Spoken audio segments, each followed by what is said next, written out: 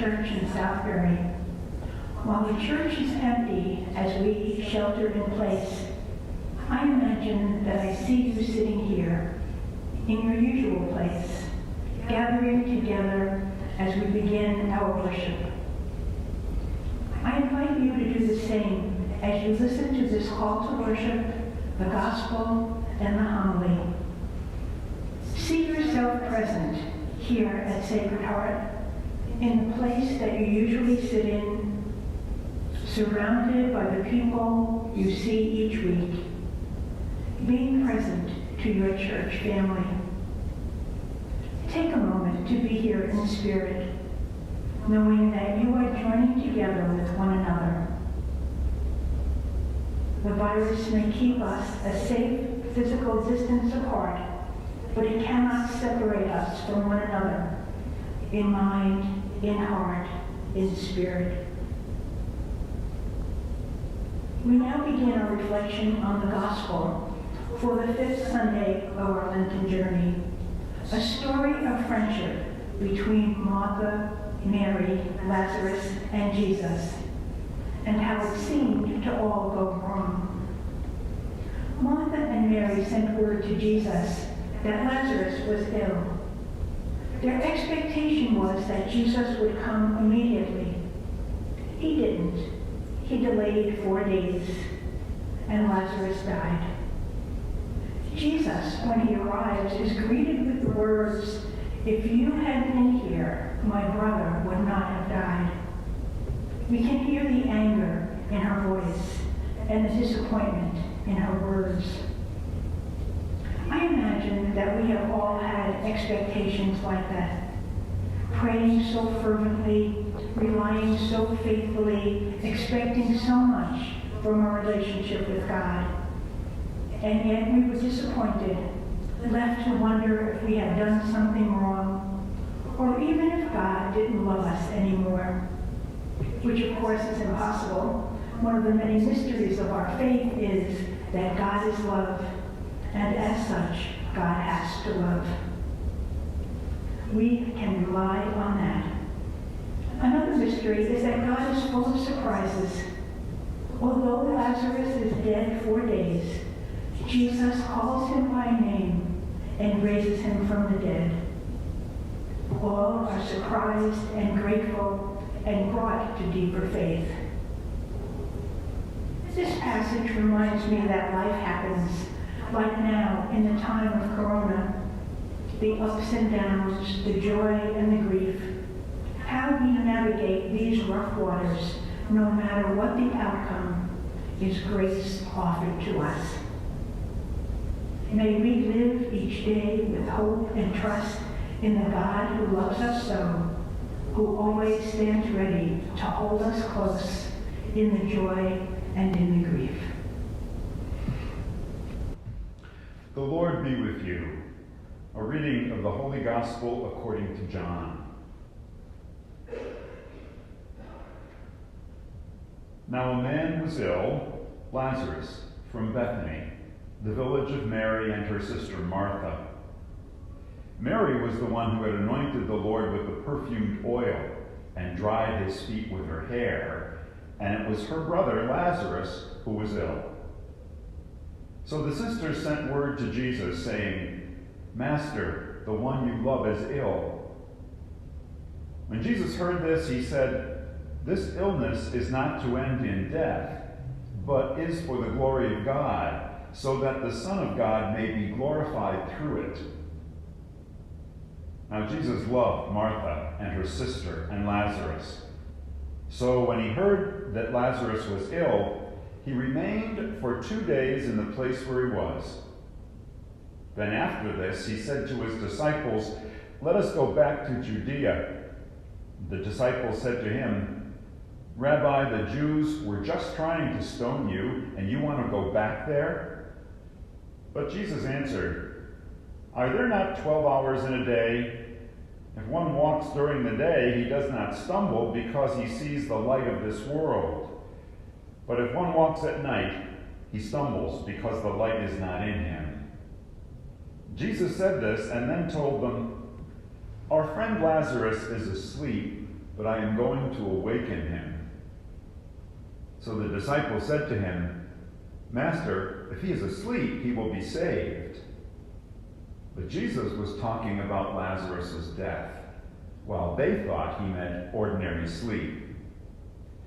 So then Jesus said to them clearly, "Lazarus has died, and I am glad for you that I was not there, so that you may believe. Let us go to him." Thomas, called Didymus, said to his fellow disciples, "Let us go also to die with him." When Jesus arrived in Bethany, he found that Lazarus had already been in the tomb for 4 days. Bethany was near Jerusalem, only about 2 miles away, and so many of the Jewish people had come to be with Martha and Mary to comfort them at their brother's death. When Martha heard that Jesus was coming, she went to meet him, but Mary sat at home. Martha said to Jesus, "Lord, if you had been here, my brother would not have died. But even now I know that whatever you ask of God, God will give you." Jesus said to her, "Your brother will rise." And Martha said to him, "I know he will rise in the resurrection on the last day." But Jesus told her, "I am the resurrection and the life. Whoever believes in me, even if he dies, will live. And everyone who lives and believes in me will never die." "Do you believe this?" She said to him, "Yes, Lord, I have come to believe that you are the Christ, the Son of God, the one who is coming into the world." When she had said this, she went and called her sister Mary secretly, saying, "The teacher is here, and he is asking for you." As soon as she heard this, she rose quickly and went out to Jesus. For Jesus had not come into the village as yet, but was still where Martha had met him. So when the Jewish people who were with Martha in the house comforted her, saw her getting up quickly and going out, they followed her, presuming that she was going to the tomb to weep there. But when Mary came to where Jesus was, she saw him. She fell at his feet and said, "Lord, if you had been here, my brother would not have died." Now when Jesus saw her weeping, and the Jewish people who had come to be with her weeping as well, he became deeply moved and troubled in spirit, and he said, "Where have you laid him?" They said to him, "Sir, come and see." And then Jesus began to weep. So the Jewish people said, "See how much he loved him." But some of them said, "Could not the one who opened the eyes of the blind man have done something so that this man would not have died?" Jesus, still deeply moved in spirit, came to the tomb. It was a cave, and a stone lay across it. Jesus said, "Take away the stone." Martha, the dead man's sister, said to him, "Lord, by now there will be a stench. He has been dead for 4 days." Jesus said to her, "Didn't I tell you that if you believe, you will see the glory of God?" So they took away the stone. Jesus raised his eyes and said, "Father, I thank you for hearing me. I know that you always hear me, but because of the crowd here I have said this, so that they may believe that you sent me." And when he had said this, Jesus cried out in a loud voice, "Lazarus, come out." And the dead man came out, tied hand and foot with burial bands, and his face was wrapped in a cloth. Jesus said to them, "Untie him and let him go free." Now many of the Jewish people who had come to be with Mary and Martha and had seen what Jesus had done began to believe in him. The Gospel of the Lord. Praise to you, Lord Jesus Christ.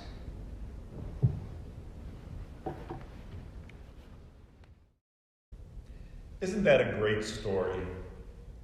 It's one of my favorite in the Gospels because it reveals something about Jesus that we might not otherwise recognize.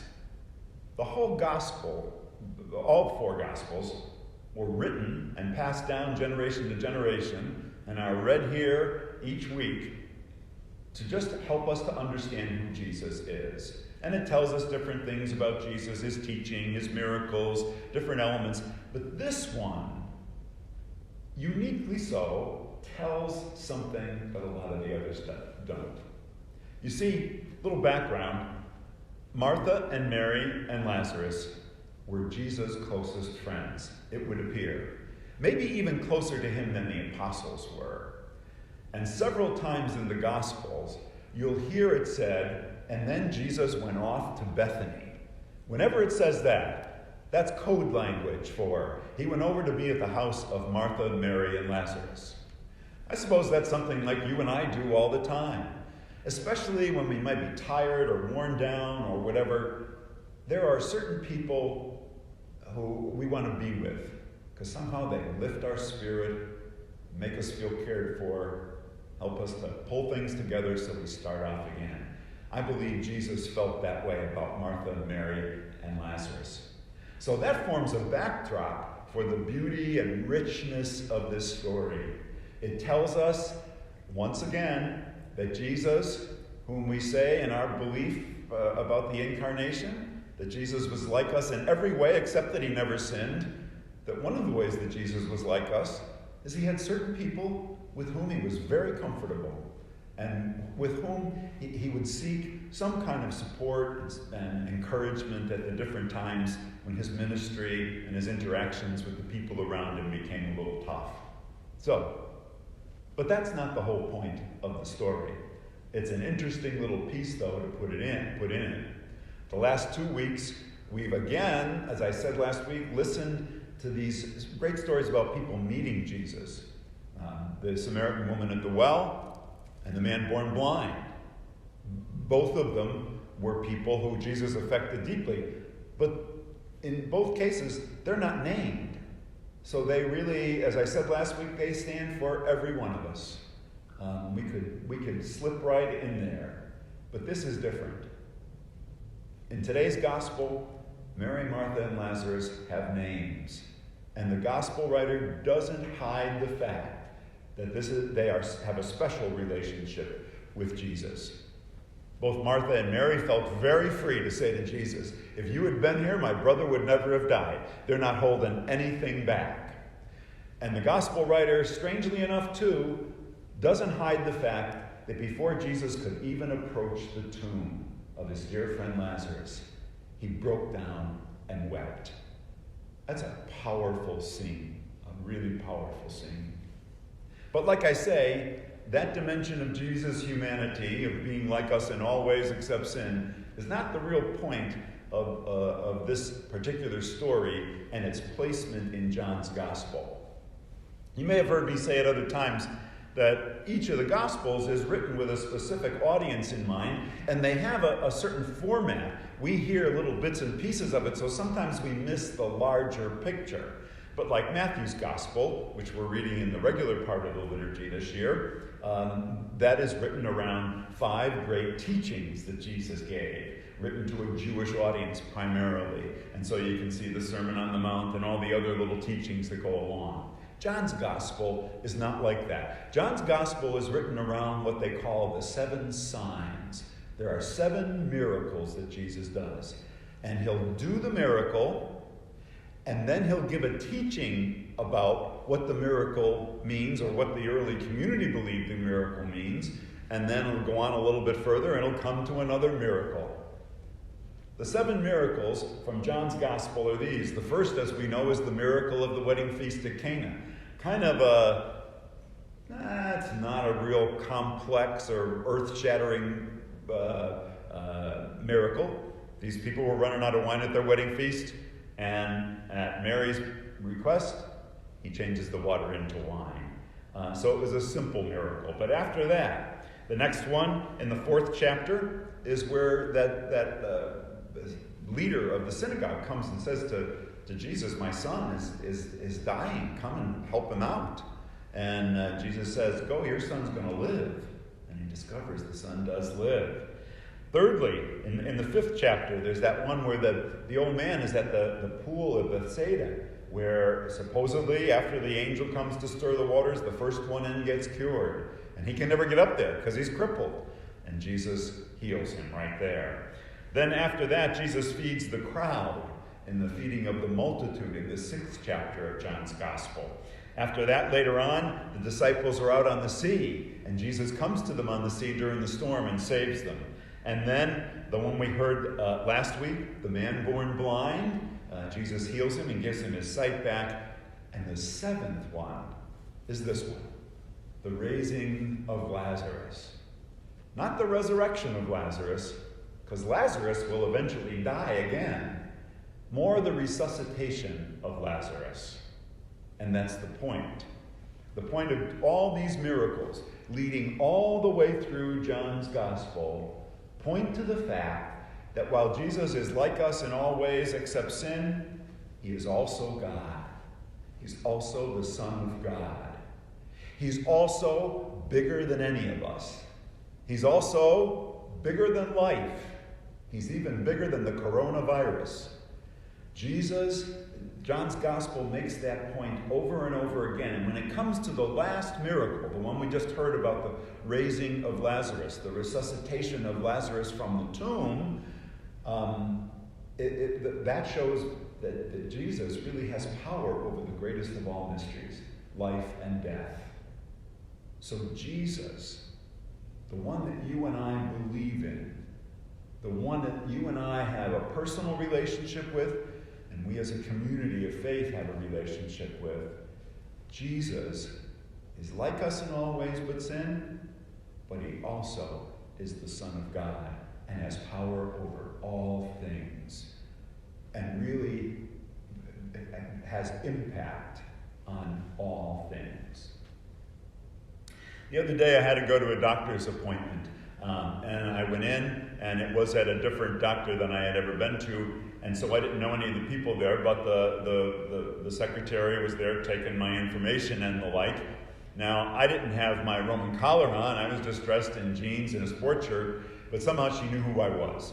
So she said, this must be a real tough time for you, because I bet you a lot of people are looking to you because they don't know what to do with the circumstances going on in our culture with the coronavirus and all. Then she stopped and she looked and she said, yeah, everybody needs something to believe in. And usually what we believe in is something that's bigger than us, that's beyond us. Something or someone who can address some of the situations and give meaning to all the elements of our lives in a way that we can't do on our own. I believe that's why people join churches. I believe that's why people are religious. I believe that's why people draw some conclusions about the existence of God and the meaning of God in our lives. I think that's why, and maybe these circumstances of these days are calling our attention to that all the more. That really everybody needs something to believe in. I often quote the 12 steps of Alcoholics Anonymous because I think the process that they use in that movement is perfect, and it really speaks well to what I'm trying to say today. Everybody needs something or someone to believe in, and whether it's the alcoholic or the addict or the person who eats too much or the person who shops too much or whatever it is, the process of the 12 steps has as a very important step believing in what they call a power greater than ourselves. Everybody needs a power greater than ourselves. Because as we're finding out in a very unique way today, we can't figure this out. Who knows what this is all about? Who knows where it's going and where it's going to lead? But we need to have someone whom we believe in, who knows us and loves us deeply, and who's always faithful to us, to be able to lead us through. We need to, as our sign outside says, encounter Jesus. And not Jesus as just another nice guy, or just another nice rabbi, but Jesus as who St. John's Gospel says he is, who is the Son of God, who's more than just us. Although he's fully human, he's fully divine. And our faith in him is what can direct us. Now, that faith doesn't take away all the questions we have, and it certainly is not taking away the coronavirus. But it is really enabling us and inviting us to trust, to hope, to have faith, to not just give up on the whole thing, but really to believe in something greater than ourselves, who will be faithful to us and who will guide us through this whole experience of time.